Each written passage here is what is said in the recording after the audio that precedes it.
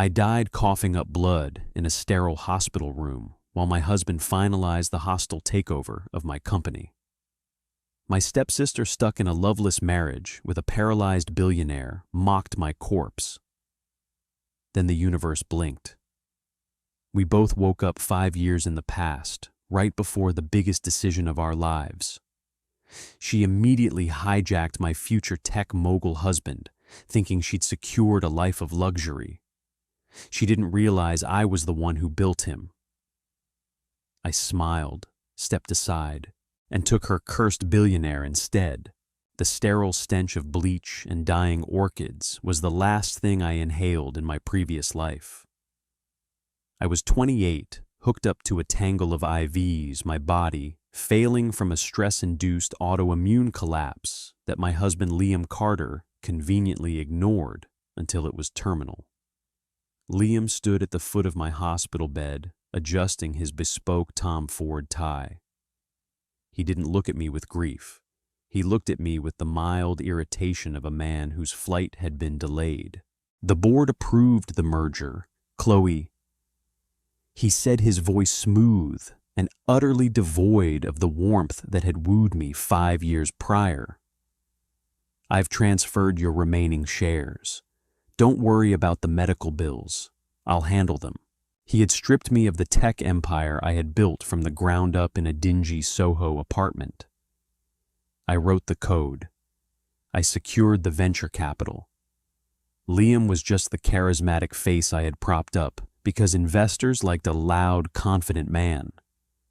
And now he was tossing me away like a spent match. Beside him stood my stepsister, Mia Jenkins. She wasn't holding his hand, not yet, but the triumphant gleam in her eyes said everything. Mia had married Nathaniel Roth, the sole heir to the Roth Industries fortune. To the outside world, she had won the lottery. But I knew the truth. 3 months after her wedding, Nathaniel's Aston Martin went off a cliff in Big Sur. He survived, but the accident left him paralyzed from the waist down and fiercely bitter. His grandfather, disgusted by the weakness, had placed the family trust in a stranglehold, leaving Mia trapped as a glorified nursemaid in a gilded cage. You really threw your life away for a startup? Chloe, Mia sneered, leaning over my bed. The diamond on her finger was massive, but her eyes were hollow with envy. At least Liam is healthy. At least he can give a woman a real life. If I had known what Nate would become, I would have fought you for Liam from the start. I wanted to scream. I wanted to wrap my trembling, bruised hands around her neck and tell her that Liam was a parasite. But my lungs gave out. A violent cough ripped through my chest, tasting of copper and ash. The heart monitor flatlined into a high-pitched scream, and the world faded to absolute suffocating black. Then a sharp intake of breath. My eyes snapped open. I was no longer in a hospital bed. I was standing in front of a floor-to-ceiling gilded mirror, gripping the edges of a marble vanity. My lungs were full. My skin was flushed healthy and devoid of the pallor of death. I looked down at myself. I was wearing the emerald green silk gown I had bought for the 2021 Hampton Summer Gala. No. Wait. I checked my phone resting on the vanity. The screen flashed Saturday, July 14th, 2018. I dropped the phone, my hands shaking so violently it clattered against the marble. I was 23 again. This was the night of the gala. The night my father, Richard Evans, and my stepmother, Susan, had arranged a casual meet and greet with 2 prospective suitors. It was the night Liam Carter, a broke but ambitious software developer, cornered me in the garden and sold me a dream of building an empire together. It was also the night Nathaniel Roth, aloof and untouchable, was supposed to be paired with Mia. The dressing room door violently swung open. Mia stood there, chest heaving, her eyes wild and completely unhinged. She looked at her hands, then at the room, and finally her gaze locked onto me. The sheer predatory desperation in her eyes sent a chill down my spine. We didn't need to say a word. The air crackled with the impossible truth. She remembered. She remembered the hospital. She remembered the wheelchair. She remembered Liam's billions. "I'm taking Liam," Mia declared, her voice trembling, but laced with absolute venom. She stormed into the room, pointing a manicured finger at my chest. "You hear me, Chloe? I am not spending the rest of my life pushing a cripple around a sterile mansion. I want the tech empire. I want the penthouse. I am taking Liam Carter, and you are going to let me." A slow, creeping realization washed over me. Mia thought Liam's success was his own doing. She thought the billions the magazine covers and the power were simply his destiny. She had no idea that I spent 3 years sleeping 3 hours a night debugging code and begging investors on Mercer Street while Liam drank single malt scotch on the company dime. A genuine radiant smile broke across my face.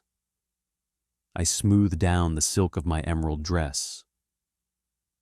"Okay," I said softly. Mia blinked, clearly thrown off guard by my lack of resistance. "Okay, just like that. Don't try to play games with me, Chloe." "No games, Mia," I replied, grabbing my clutch. "You want Liam? He's yours. I hope you two are very happy together." I walked past her, my heart pounding a steady, victorious rhythm. If she wanted the parasite, she could have him. I had a billionaire to save. The gala was a sensory overload of champagne, expensive perfume, and old money. String quartets played softly over the murmur of New York's elite. As I descended the grand staircase, I spotted them. Liam Carter was standing near the ice sculpture, looking entirely out of place, but trying desperately to mask it with arrogance. He wore a rented tuxedo that was slightly too tight across the shoulders. In my past life, I found that endearing a sign of a hungry, scrappy underdog. Now, looking at his slicked back hair and the calculating way his eyes darted toward the wealthiest men in the room, I only saw a predator sizing up his prey. Across the room, sitting by the terrace doors, was Nathaniel Roth. Even at 25, Nate commanded the room without saying a word. He had dark, sharp features, a jawline that looked carved from marble, and eyes the color of a stormy sea. He was sipping whiskey, exuding an aura of utter boredom and cynical detachment.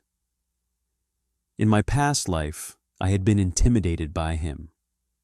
Tonight, looking at his strong, perfectly capable legs that had not yet been crushed by twisted metal, I felt a fierce surge of protectiveness.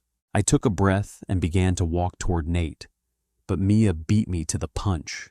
She practically flew down the stairs, making a beeline straight for Liam. To the absolute horror of our parents who were watching from the VIP section. Mia didn't just introduce herself to Liam. She threw her arms around his neck, laughing loudly at something he hadn't even said. She pressed her body against his rented tux, staking her claim for the entire Hamptons elite to see. Liam looked stunned. He had been briefed that I, the biological daughter with the larger trust fund, was his target tonight. But Mia was beautiful, aggressive, and practically offering herself on a silver platter. Liam's ego couldn't resist. Within seconds, his arm snaked around her waist, a smug smile playing on his lips. I altered my course, gliding smoothly toward the terrace, where Nate was watching the spectacle with mild disgust. "Quite the show, isn't it?" I murmured, stepping into his line of sight. Nate slowly dragged his gaze from Mia and Liam up to me. His eyes were cold, assessing every inch of my emerald dress and the calm expression on my face.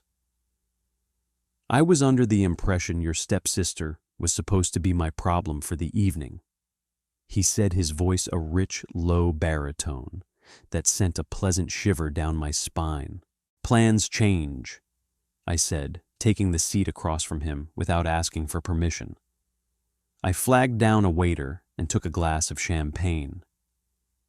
Mia seems to have found a shiny new toy, which leaves you and me, Mr. Roth. He arched a dark eyebrow. And you're not upset. Your father spent a considerable amount of capital arranging this little meat market. You were supposed to meet the hungry startup founder, and I was supposed to be charmed by the bubbly stepsister. Liam Carter is an empty suit, I said, plainly looking him dead in the eye. And I don't have the patience to build a man from scratch. I'd much prefer someone who already knows how the world works. Nate set his whiskey glass down, leaning forward slightly. The boredom vanished from his eyes, replaced by a sharp, predatory focus. You're very direct, Chloe Evans. Most women in your circle try to hide their ambition behind charity galas and polite smiles. I don't have time to pretend, I said. Literally, I thought. The accident that would sever Nate's spine in the previous timeline was exactly 6 weeks away. It happened on August 28th during a drive to his family's estate in Big Sur. I had to secure my place by his side before then. I know your grandfather is pressuring you to marry before he hands over the voting rights to the board. You need a wife who won't embarrass you, who won't demand your emotional soul, and who understands corporate warfare. Nate chuckled a dark, humorless sound. Are you proposing to me, Chloe? I'm proposing a partnership, I corrected, clinking my champagne glass against his whiskey tumbler. You get your voting rights and a wife who actually understands a P&L statement. I get the backing of the Roth name. He studied me in silence for a long, agonizing minute. I could see the gears turning in his brilliant, cynical mind. In the past life, Mia had played the submissive sweet girl to trap him, which only led to him resenting her. I was giving him exactly what he respected: a transaction. You're a terrifying woman, Chloe, Nate finally said, a genuine smirk tugging at the corner of his mouth. All right, let's see if you're as smart as you think you are.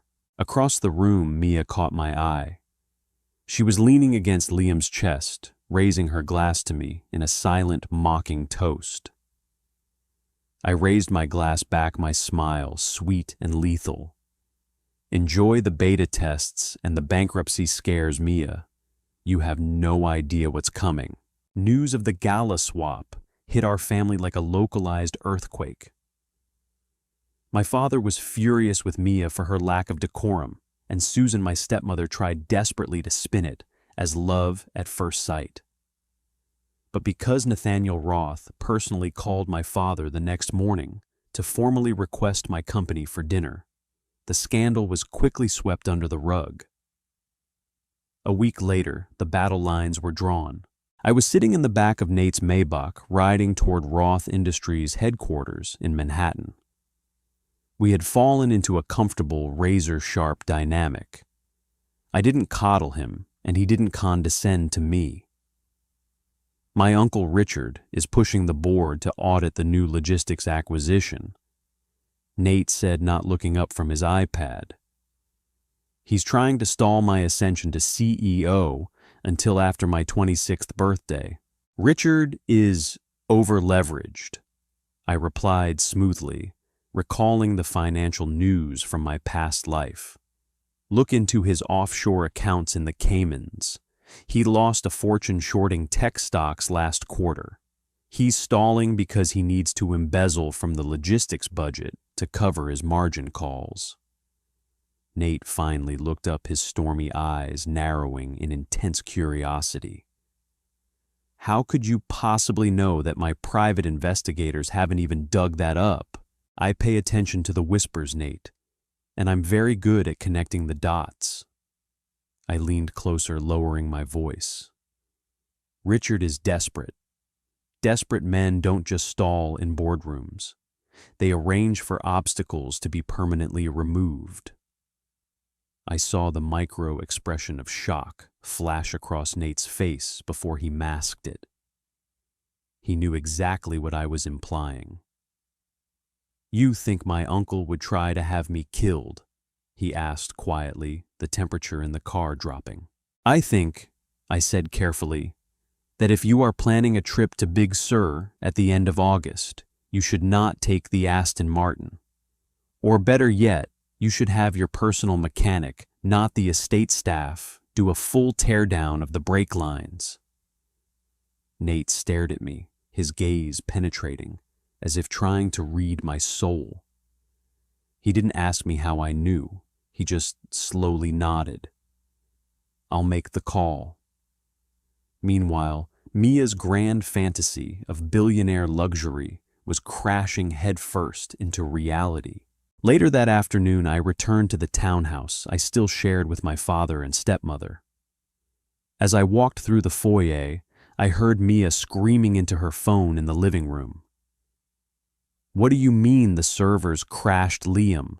Just buy more servers. I don't care about cloud hosting fees. We are supposed to go to St. Bart's this weekend. I paused by the door, suppressing a laugh. In the previous life, when Liam's beta servers crashed, I didn't scream at him. I stayed up for 48 hours straight, rewriting the server architecture myself and maxing out my own credit cards to keep the hosting alive. Liam had slept through the whole thing. Mia, however, possessed exactly zero coding skills and even less patience. She slammed the phone down on the glass coffee table, burying her face in her hands. Trouble in paradise? I asked cheerfully, stepping into the room. Mia's head snapped up, her eyes bloodshot. Shut up, Chloe. It's just a minor setback.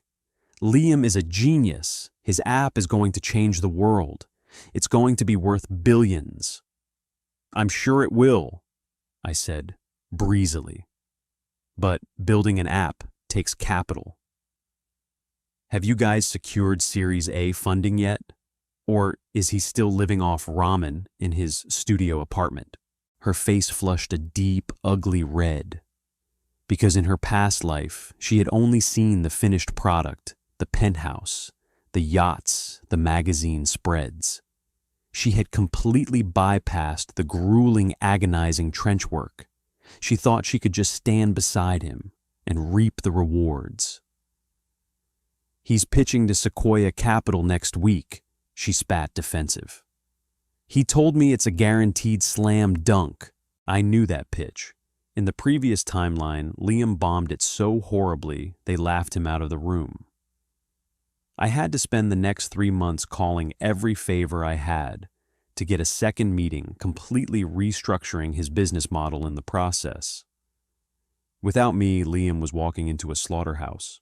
Well, I wish him the best of luck, I said, walking toward the stairs.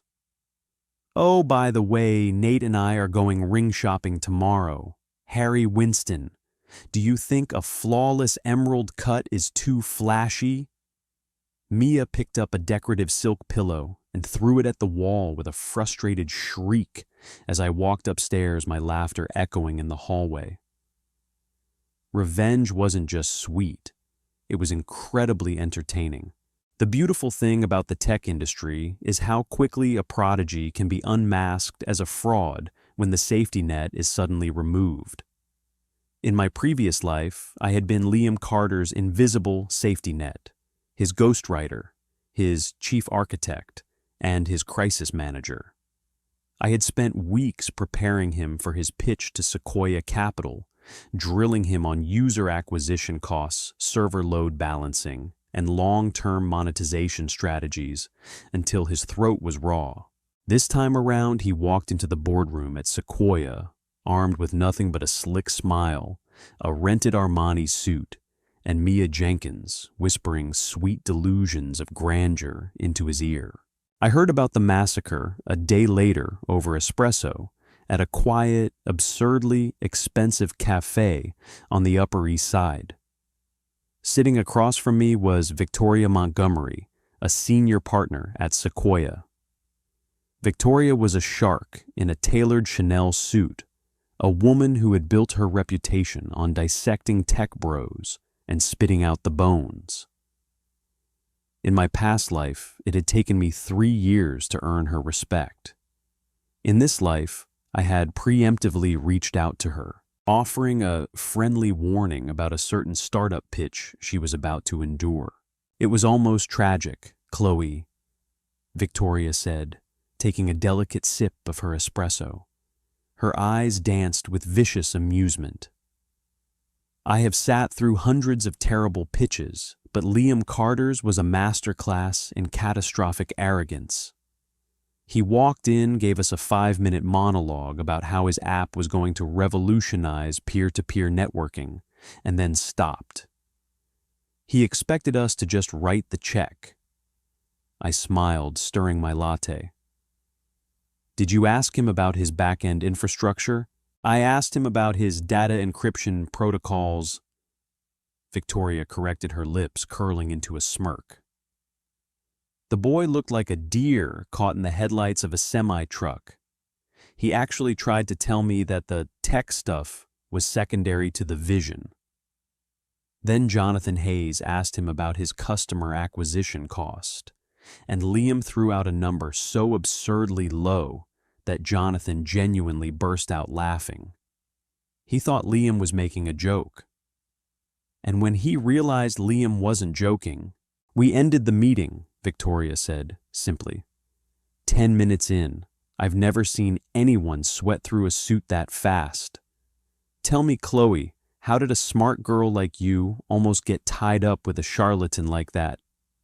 "Temporary insanity," I replied smoothly. "Thankfully, I woke up before the ink dried." I left the cafe feeling lighter than air. Liam's reputation in the venture capital world was officially dead on arrival. Word would spread. It always did.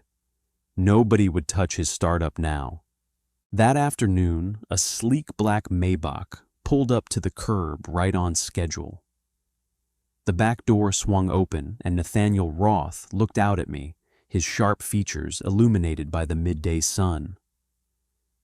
"Get in," he commanded softly. "We have an appointment." I slid into the plush leather seat, the familiar scent of Nate's bergamot cologne wrapping around me. For a few blocks, we rode in silence. I could feel the intense calculating weight of his gaze on the side of my face. He had been unusually quiet over the past few days. "Harry Winston is expecting us in 10 minutes, Nate finally said, his voice a low rumble. "But before we go look at diamonds, I want to show you something." He handed me a sleek black folder. I opened it. Inside were high-resolution photographs of an Aston Martin's undercarriage, along with a heavily redacted mechanical report.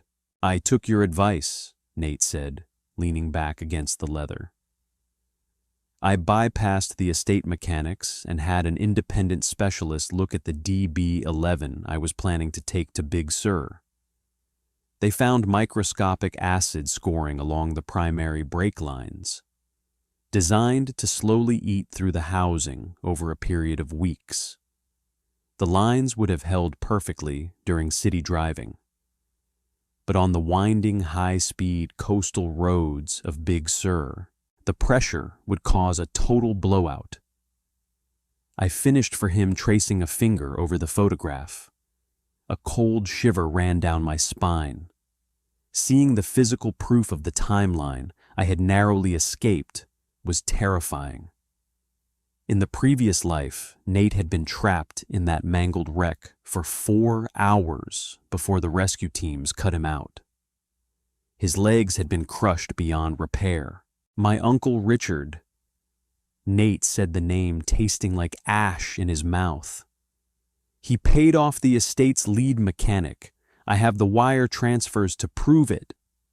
He turned his head to look at me, his stormy eyes locking onto mine with an intensity that made the breath catch in my throat. I don't know how you knew Chloe. I don't know who your sources are, and frankly, I don't care. You saved my life. You saved my legs. That is a debt I do not take lightly. I don't want you to owe me a debt, Nate, I said, meeting his gaze without flinching. I want a partner, someone who stands beside me, not beneath me or above me. A slow, predatory smile spread across his face.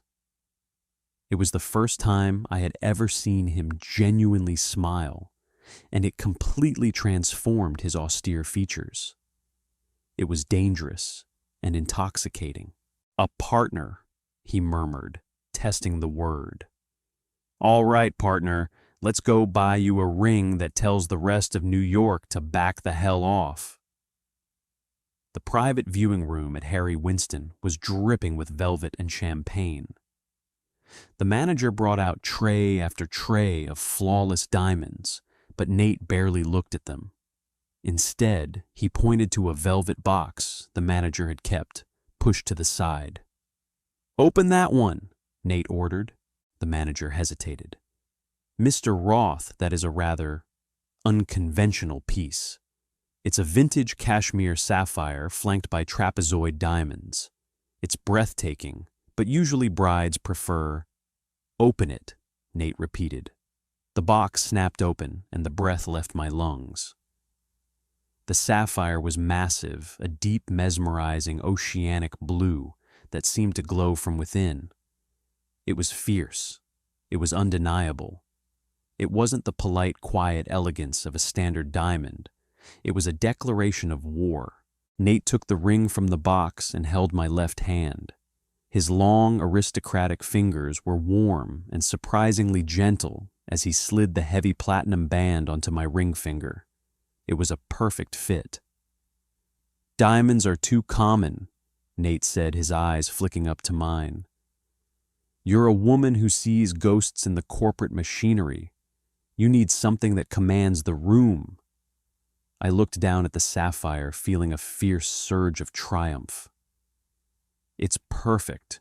Meanwhile, 3 miles away, in a sweltering, poorly ventilated loft in Brooklyn, Mia Jenkins was experiencing a very different kind of afternoon. According to the panicked texts my father had been forwarding me, Liam's server hosting company was threatening to pull the plug by midnight if he didn't pay the $75,000 in arrears.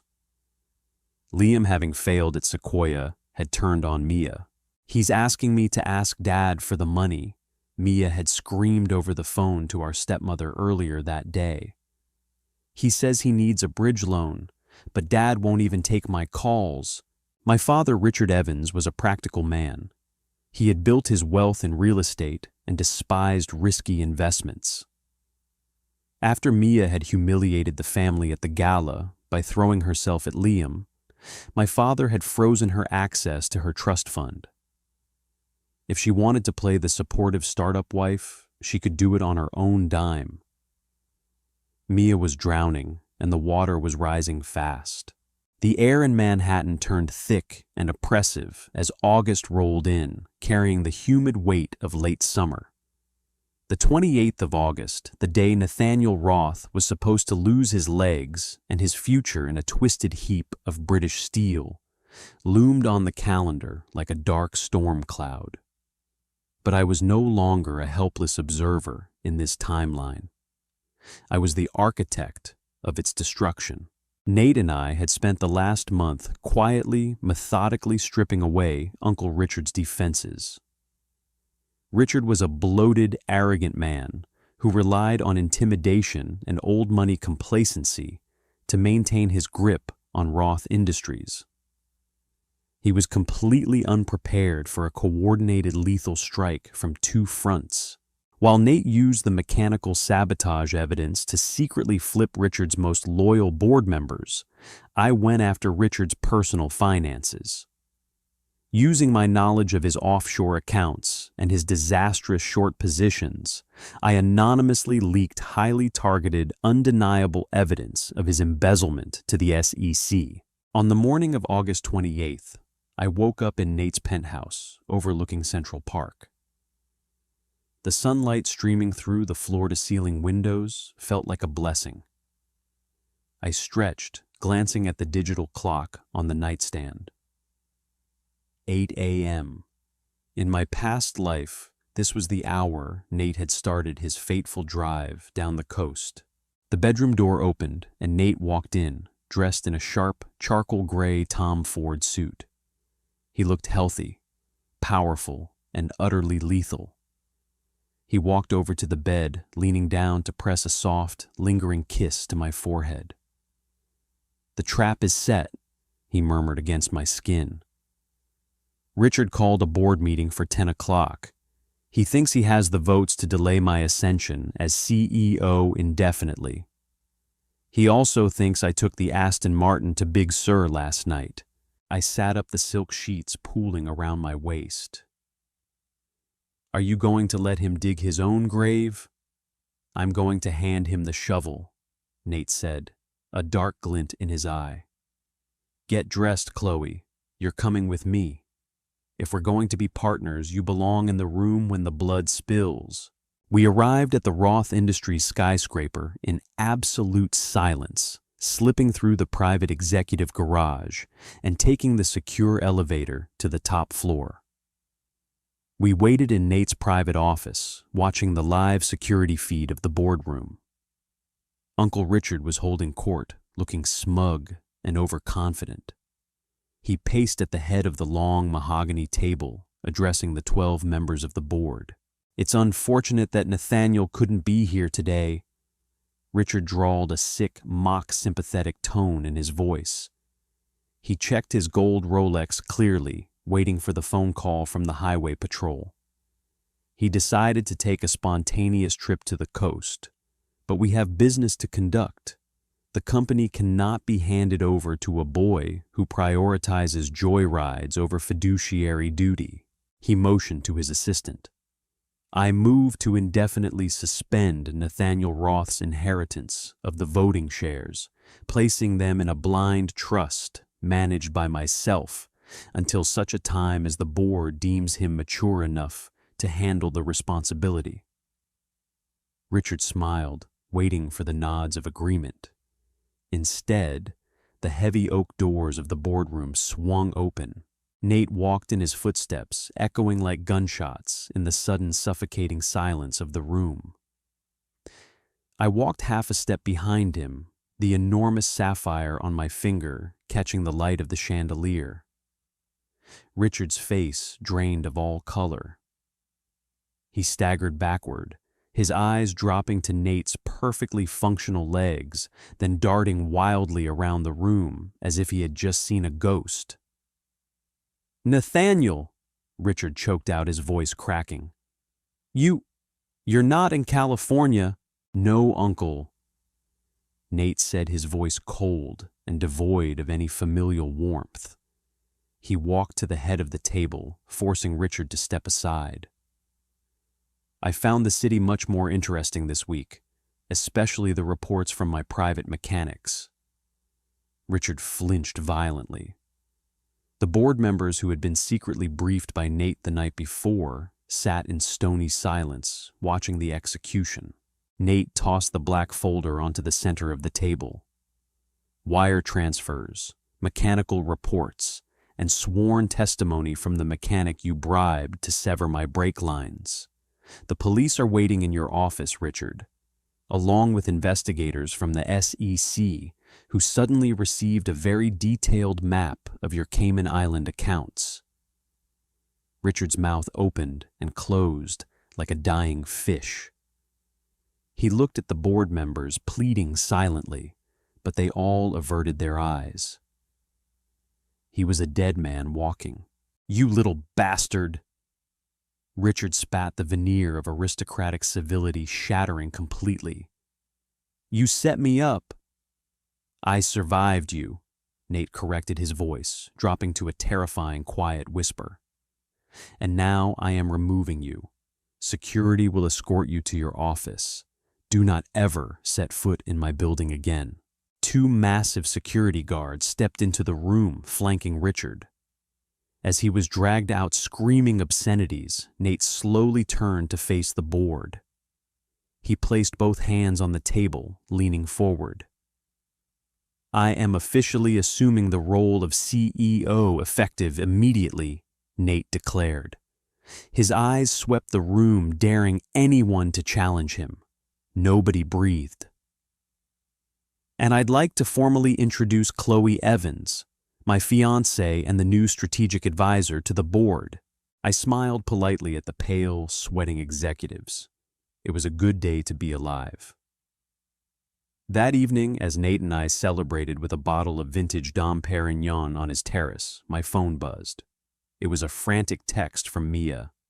Chloe, please. I know you hate me, but I need your help. Liam's investors pulled out. The bank is foreclosing on the servers. He's crying in the bathroom and won't come out. Dad blocked my number. Please, I just need a $50,000 loan. I'll pay you back. Please. I stared at the screen, the glowing text reflecting the absolute ruin of her grand plan. She had stolen the man who was supposed to be a billionaire, only to discover she had stolen a parasite. And without a host to feed on, the parasite was dying. I took a sip of my champagne, savoring the crisp, dry taste. I didn't reply. I simply blocked her number and tossed the phone onto the cushion beside me. Everything all right? Nate asked, wrapping a strong arm around my waist and pulling me against his chest. Perfect, I murmured, resting my head against his shoulder. Just tying up some loose ends. The Roth Victory Gala, held in the grand ballroom of the Plaza Hotel 2 months later, was the social event of the season. It wasn't just a celebration of Nate officially taking the reins as CEO. It was a coronation. The city's elite turned out in droves to pay homage to the new king of the Roth Empire. I wore a custom backless crimson gown that clung to me like a second skin, the heavy cashmere sapphire glittering on my hand. I stood beside Nate at the entrance, greeting senators, tech moguls, and Wall Street titans. Nate was entirely in his element, radiating quiet, unassailable power. The cane he used in the previous life was gone, replaced by a confident, predatory stride that commanded the room. My father and stepmother arrived early, both looking entirely bewildered by the sheer magnitude of the wealth surrounding them. Chloe, darling, Susan gushed, pulling me into a stiff hug. You look radiant. Nathaniel is just, well, he's incredible. Your father and I are so proud. Thank you, Susan, I said pleasantly, though I knew her praise was entirely calculated. She had spent my entire childhood comparing me unfavorably to Mia. Now she was desperately trying to secure her place in my new kingdom. Have you heard from Mia? My father asked quietly, glancing around the room as if expecting her to jump out of the floral arrangements. He looked older, tired. I haven't, I replied honestly. I assume she and Liam are busy managing their startup. My father let out a heavy sigh, running a hand over his thinning hair. The startup filed for Chapter 11 bankruptcy yesterday morning, Chloe. Liam's landlord evicted them from the loft. I had to let Mia move back into her old bedroom at the townhouse. Liam is sleeping on his brother's couch in Queens. A sharp thrill of vindication shot through me. The timeline had corrected itself. Without my tireless invisible labor, Liam Carter had imploded exactly as he was destined to. He had hit rock bottom, dragging my treacherous stepsister down with him. That's unfortunate, I said smoothly, my voice devoid of pity. But Mia is an adult. She made her choices at the summer gala. She chose Liam. Now she has to live with him. Before my father could respond, a sudden commotion near the coat check caught the attention of the room. Voices were raised. Security guards were converging. I turned my eyes, narrowing. Standing at the entrance, arguing furiously with the head of security, was Liam Carter. He looked awful. His suit was wrinkled, his hair was greasy, and his face was gaunt with stress. Clinging to his arm, looking pale and thoroughly humiliated, was Mia. She was wearing a dress from 2 seasons ago, her makeup hastily applied. "I am on the list!" Liam was shouting, his voice echoing off the marble pillars. "My fiancé's sister is Chloe Evans. She's marrying the host. You can't keep me out of here." Nate appeared at my side, his expression darkening like a thundercloud. "Do you want me to have them thrown out into the street?" he murmured in my ear.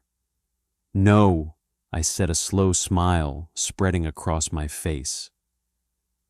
"Let them in. Let everyone see them." Nate gestured to the head of security, who immediately stepped aside. Liam smoothed down his wrinkled jacket, trying to adopt a swagger he no longer possessed, and dragged Mia into the ballroom. The music seemed to dim as hundreds of eyes turned to watch the train wreck unfold. Liam made a beeline straight for me, ignoring the appalled stares of the elite. When he reached us, he stopped, his eyes darting frantically between me and Nate. "Chloe," Liam said, his voice dropping into a desperate pleading tone I had never heard before. "Chloe, please, I need to talk to you. Alone." "Anything you have to say to me, Liam, you can say in front of my fiancée," I replied, calmly, not breaking eye contact. Liam swallowed hard. He looked at Nate, who was watching him with the detached curiosity of a scientist observing a dying bug. "The company went under," Liam blurted out, the dam finally breaking. "The servers crashed, the investors walked, and Mia was useless. She didn't know how to code. She didn't know how to balance the books. She just screamed at me. I lost everything, Chloe." He took a step closer, his eyes wild and completely unhinged. "But we can fix it, you and me. You always understood the tech. You're a genius, Chloe. I see it now. I see what you were trying to do back then. If you just look at my new code." "Stop talking," I commanded softly. The absolute authority in my voice snapped his mouth shut. I took a slow step forward, looking at the pathetic, broken man who had once watched me die without shedding a single tear. "You think I want to save you, Liam?" I asked, my voice carrying clearly in the hushed quiet of the ballroom. "You think I want to dive back into the trenches and build a company for you to take credit for? You are a fraud. You have always been a fraud. The only reason you ever had a chance at success was because you were looking for a host to leech off of." I shifted my gaze to Mia, who was staring at the floor, trembling with humiliation. "And you, Mia," I said, my voice dripping with cold disdain. "You thought you pulled off the heist of the century, didn't you? You saw a shiny, ambitious man and thought he was a golden ticket. You didn't realize that a ship needs an engine, not just a figurehead. You wanted the billionaire lifestyle without doing a single hour of the work." I held up my left hand, letting the massive cashmere sapphire catch the light, blinding in its brilliance. "This is what actual power looks like," I said. "This is what a true partnership looks like. You stole a scam artist, Mia, and I gladly let you." Mia finally looked up, tears streaming down her face, her eyes filled with a soul-crushing despair. She had gambled everything on a stolen destiny, and she had lost. "Chloe, please," Mia choked out. I have nothing. You have exactly what you earned, I replied. I turned my back on them. Nate offered me his arm, his eyes gleaming with dark, absolute approval. He didn't say a word to Liam or Mia. They were so beneath his notice, they might as well have been dust on his shoes. We walked away, stepping onto the dance floor as the orchestra struck up a sweeping waltz. I looked back over my shoulder one last time. Security was quietly escorting a sobbing Mia and a devastated Liam out the side doors, out into the sweltering, unforgiving New York night. I rested my head against Nate's chest, letting him lead me across the floor. The past was dead. The parasite was eradicated. The future was entirely mine to conquer. Autumn bled into a bitter, unforgiving New York winter, and while the temperature dropped, Roth Industries was burning hotter than ever. With Uncle Richard surgically removed from the board and his loyalists scattered to the wind, Nate and I had absolute control. We weren't just running a company, we were forging an empire. My official title was Strategic Advisor, but behind the soundproof glass of Nate's top-floor office, we were co-CEOs. I brought the technological foresight from a timeline that hadn't happened yet, and Nate brought the ruthless old money execution required to bend Wall Street to our will. Together, we had initiated Project Aegis, a predictive supply chain AI that was poised to make Roth Industries a global monopoly in logistics. It was during a Tuesday strategy meeting, snow whipping against the floor-to-ceiling windows, that the ghosts of my past decided to rattle their chains one last time. Nate was leaning against his mahogany desk, reviewing a term sheet, his sleeves rolled up to reveal the corded muscle of his forearms. He looked up as his private line buzzed. He tapped the speakerphone. Mr. Roth. His head of security, a former Mossad operative named Gideon, announced. We have a situation regarding Vanguard Tech. Harrison Caldwell's security team just flagged a breach in their secondary servers. And you're going to want to see who they caught trying to sell them our proprietary data. Nate's eyes met mine, instantly sharpening into shards of storm-gray ice. Send the feed to my tablet, Gideon. A moment later, high-resolution security footage populated the screen. It was the subterranean parking garage of Vanguard Tech, our biggest competitor. Pinned against the hood of a sleek Mercedes by two massive security guards was a man who looked like a feral dog. He was emaciated, wearing a tattered trench coat, his eyes wild with sleep deprivation and mania. It was Liam Carter. And shivering in the background, clutching a manila envelope to her chest, was my stepsister Mia. Well, Nate murmured, his voice deadly quiet. It seems the roaches have survived the winter. I stared at the screen, a cold prickle of anticipation raising the hairs on my arms. In my previous life, Liam had been arrogant, but he had never been desperate enough to attempt corporate espionage. But this Liam was a cornered animal. He had lost the billions he thought he was owed. He had been humiliated in front of New York's elite. And somehow, his fractured ego had pieced together the truth I was the golden goose. He hadn't failed because the market was tough. He had failed because he didn't have me. He's trying to sell Aegis to Harrison Caldwell. I said, a slow, predatory smile touching my lips. He must have bribed someone in our lower-level data processing center to get fragments of the code.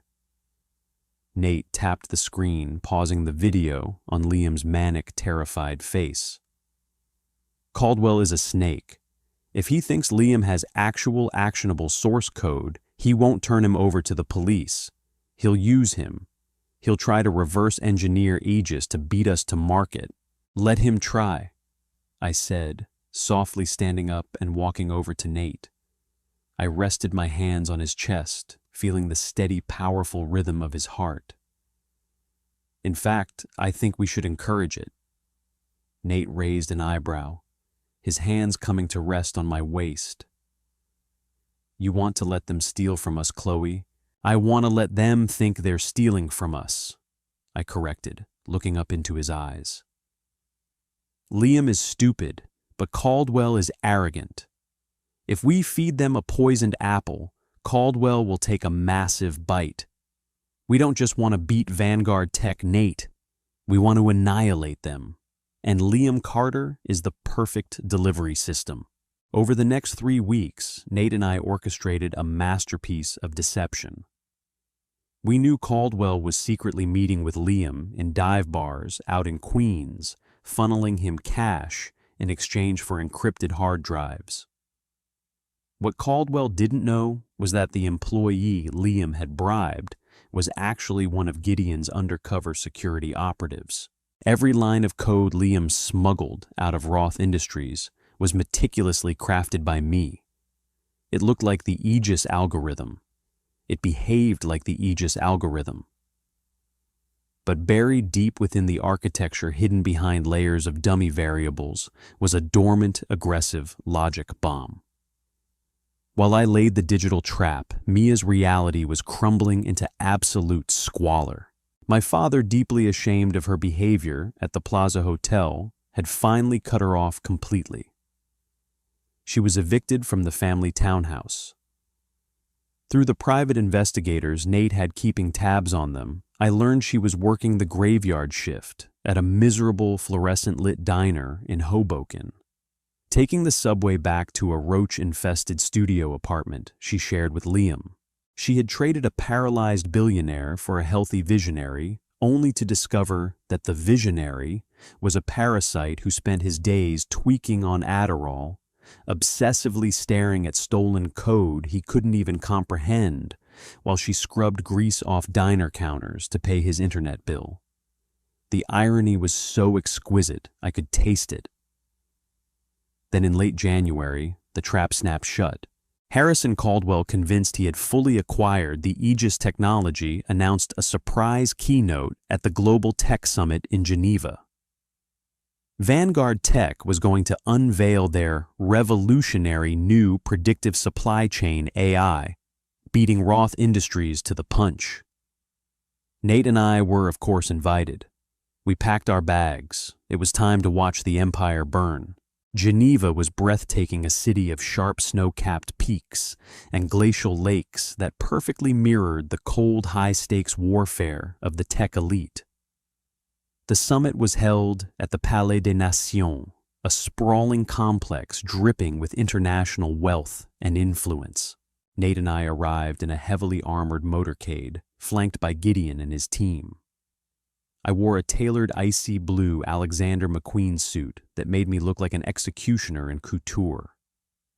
The heavy cashmere sapphire on my left hand caught the flashbulbs of the paparazzi as Nate guided me up the marble steps.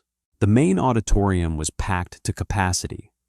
Thousands of investors, journalists, and rival CEOs murmured in hushed anticipation.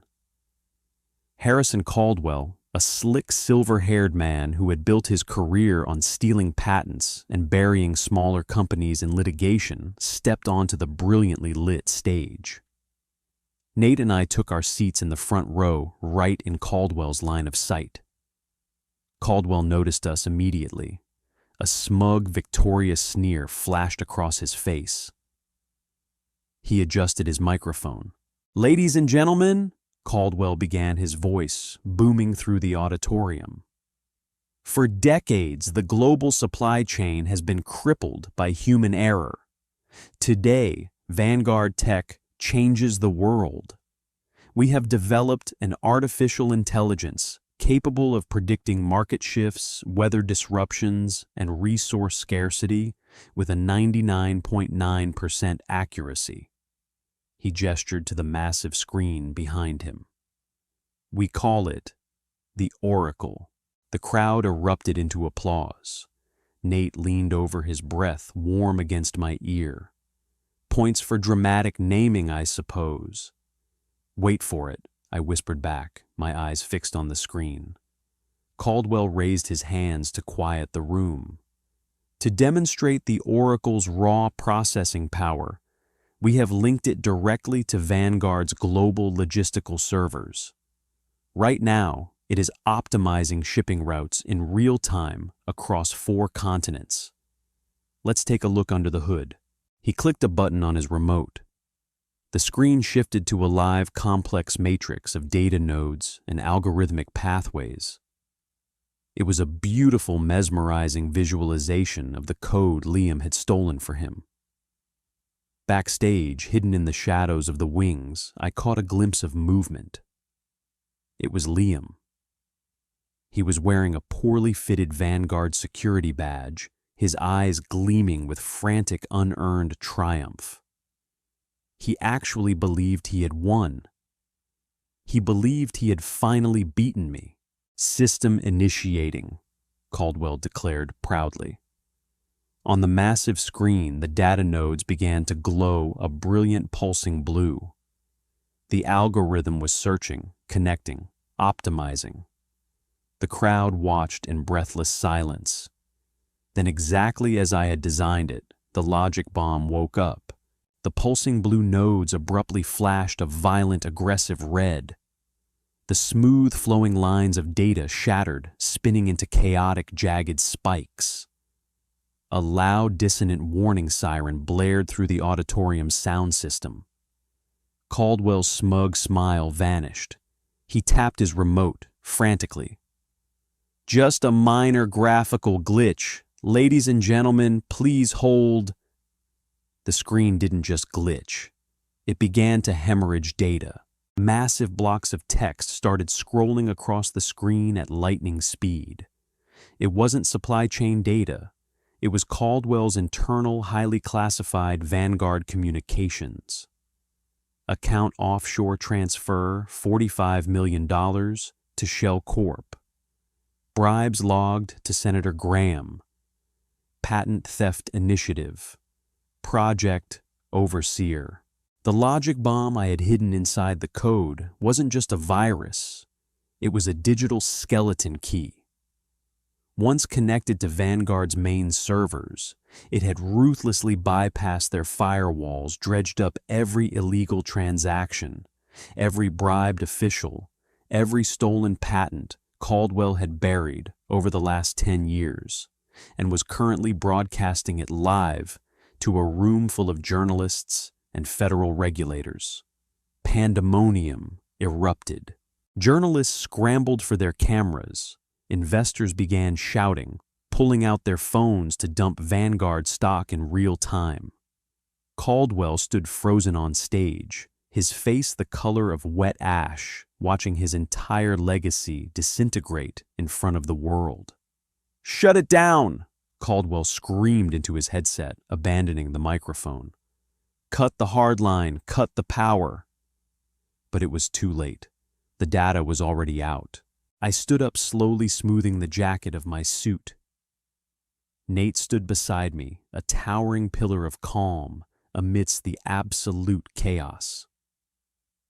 We walked toward the stage. Liam had rushed out from the wing, staring up at the screen in abject horror. He looked like a man who had just realized the parachute he packed was filled with dirty laundry. He saw me approaching and stumbled backward, his knees practically buckling. "You," Liam gasped, pointing a trembling finger at me. "You did this. The code was poisoned." "You shouldn't steal things you don't understand, Liam," I said, my voice carrying a quiet, terrifying clarity over the shouting crowd. "Did you really think I wouldn't notice a rat in my own servers? Did you really think you could outsmart me? You're a monster!" He choked out, tears of absolute panic streaming down his face. "Harrison is going to kill me. He's going to say I planted the virus. He's going to frame me for all of this." "No!" Nate intervened, his voice cold and heavy as iron. "Caldwell is going to prison for a very long time. And so are you, Mr. Carter. corporate espionage, data theft, and extortion carry significant federal weight. Gideon, Nate's head of security, stepped out from the shadows, flanked by 2 Interpol officers. "Take him," Nate ordered. Liam screamed as the officers grabbed his arms, twisting them behind his back to apply the steel cuffs. He fought, he thrashed, he begged. Chloe, please, I'm sorry, I'll do anything. We were supposed to build an empire together. You loved me. I loved a projection," I said, coldly, watching the steel bite into his wrists. The man I'm looking at now is just a thief who couldn't even steal correctly. They dragged him away, his pathetic sobs drowned out by the roar of the panicked summit. On stage, Caldwell had collapsed to his knees, clutching his chest, as Vanguard security guards tried to shield him from the flashing cameras. His stock had already plummeted 60% in 3 minutes. Nate wrapped his hand around mine, his thumb tracing the band of my sapphire ring. He looked down at me, his stormy eyes filled with a dark, profound reverence. "Remind me," Nate murmured, a dangerous smirk playing on his lips, "to never ever make you angry, Chloe." I leaned up and pressed a slow, deliberate kiss to his jaw. "Just keep being a good partner, Mr. Roth, and you'll have nothing to worry about." The fallout from Geneva was apocalyptic. Vanguard Tech stock hit 0 within 48 hours. The SEC, the FBI, and international authorities descended upon Harrison Caldwell like vultures on a bloated corpse. Caldwell, desperate for a plea deal, tried to pin the data breach entirely on Liam Carter, claiming Liam was a rogue hacker trying to extort him. Liam, sitting in a federal holding cell without bail, tried to claim he was a victim of an elaborate setup by Roth Industries. But when the FBI raided the roach-infested Hoboken apartment Liam shared with Mia, they found the encrypted hard drives, the Vanguard visitor logs, and a paper trail of wire transfers Caldwell had sent him. The evidence of corporate espionage was indisputable. Liam Carter was facing 25 years in federal prison. And then there was Mia. She was arrested at the diner, humiliated in front of her co-workers, as federal agents marched her out in handcuffs for aiding and abetting corporate theft. The day before her arraignment, she used her one phone call to contact me. I was sitting in my bridal suite at the Plaza Hotel wearing a silk robe, sipping a mimosa, while 2 tailors meticulously adjusted the train of my custom Vera Wang wedding gown. Tomorrow, I was marrying Nathaniel Roth. I picked up the phone, seeing the restricted number. "Hello, Chloe." Mia's voice was a ragged, hollow rasp. She sounded completely broken, devoid of the vicious arrogance that had defined her for 2 lifetimes. "Please don't hang up." "You have 2 minutes, Mia," I said, calmly signaling the tailors to pause. "Make them count. They're offering me a deal." She wept, the sound pathetic and wet over the receiver. "If I testify against Liam, if I confirm he stole the drives and contacted Caldwell, they'll drop my charges to a misdemeanor. I get 3 years of probation instead of 10 years in prison." "Then you should take the deal," I said simply. "I have no money, Chloe," she screamed, a sudden desperate flare of her old entitlement breaking through the tears. "Dad won't answer my calls. The public defender is an idiot. I have nowhere to go, no one to help me. You won. You have the Billionaire. You have the company you destroyed. Liam, isn't that enough? Can't you just give me $100,000 to start over? It's nothing to you." I walked over to the window, looking out over the sprawling expanse of Central Park, lush and green in the early summer sun. "In another life, Mia," I said softly, my voice devoid of anger, devoid of pity, devoid of anything but cold, hard truth. I lay in a hospital bed dying. Liam was taking my company, and you were standing over me, mocking my death, bragging about how you would have stolen my life if you had known how it would turn out. A dead silence fell over the line. Mia stopped crying. I could hear her shallow, terrified breathing. She didn't know how to respond because deep down the echo of that timeline still lived inside her too. You didn't steal Liam because you loved him. I continued, my voice hardening into steel.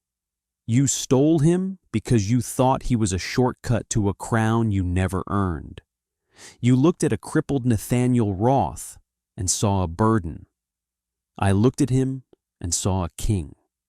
You wanted the prize without the war. Now you have nothing. Chloe, please testify against Liam, I commanded. Take your probation, and then I want you to leave New York. If I ever see you in my city again, if I ever see your name near my family, my husband, or my company, I won't just ruin your reputation. I will bury you so deep the light will never find you again. I didn't wait for her to respond.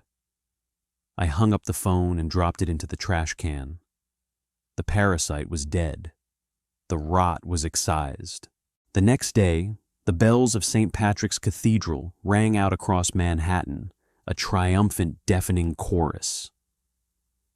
The wedding was the undisputed apex of power. Every senator, every tech titan, every old money family in the hemisphere was in attendance. They didn't just come to celebrate a union, they came to bow to the new sovereign rulers of the corporate world. As the massive oak doors of the cathedral opened, the sunlight hit me, illuminating the delicate lace of my Vera Wang gown and the fierce, unyielding blue of the cashmere sapphire on my hand. I walked down the aisle, the long train sweeping over the ancient stone floor. At the altar stood Nathaniel Roth. He didn't look like a survivor of a tragic accident, nor did he look like a man trapped by his family's legacy. He stood tall, lethal, and devastatingly handsome, his dark eyes locked onto me with a possessive, burning intensity that made the breath catch in my throat. He was my partner, my equal, my weapon, and my shield. When my father handed me off, Nate took my hand. His grip was warm and solid. He leaned in his lips, brushing against my ear, before the priest even began to speak. "Are you ready to rule the world, Mrs. Roth?" he whispered. I looked up into his stormy eyes, feeling the absolute, intoxicating rush of a destiny rewritten by my own two hands. I thought of Liam rotting in a cell, of Mia exiled to the shadows, and of the empire waiting for us outside these doors. "I already am," I smiled. We sealed the vow with a kiss, and as the cathedral erupted in applause, I knew one thing for certain. The universe hadn't just given me a second chance. It had given me a throne, and I was never, ever letting it go. They say karma is a mirror, but I prefer to think of it as a weapon, and I just proved exactly how sharp it can be. Mia and Liam thought they could rewrite history to steal my fortune, but all they did was hand me the keys to an absolute empire with Nate by my side. If you loved watching these backstabbing parasites get exactly what they deserved, you know what to do. Smash that like button, share this story with someone who loves a ruthless revenge plot, and don't forget to subscribe so you never miss another dramatic drop. Let me know in the comments, would you have let them rot or ruined them faster?